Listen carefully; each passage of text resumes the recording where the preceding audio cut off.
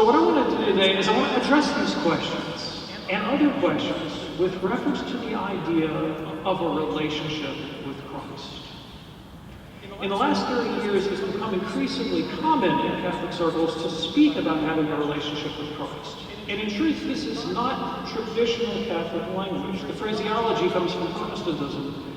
But the popes have embraced it and have said that this is an appropriate way to describe Catholic spirituality. And so what are we talking about? A failure to understand this, how to relate to Christ, whether in the Blessed Sacrament or in other areas of Catholic life, leads to disappointment, to disillusionment, like this young man experienced. Now, the idea of relationship suggests conversation, dialogue, mutual empathetic exchange, the intimacy of friends. Is this what we mean? Jesus did say, "I no longer call you servants, but friends." Is that what we're looking for? I'll tell you another story. I was working on book manuscripts one time, and I had parked myself at a local coffee shop, Starbucks. I was writing away about the relationship with Jesus. And I couldn't help overhearing a conversation between a man and a young woman, and they were talking about the relationship with Christ. And this fellow was telling this girl, "I'm going to teach you how to hear from God."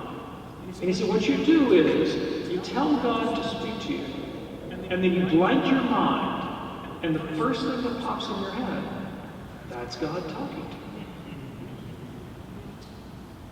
you. This is what I call the Harvey the Invisible Rabbit view of Jesus. In 1950, Jimmy Stewart started a movie called Harvey. It's about a man who has a relationship with an invisible rabbit.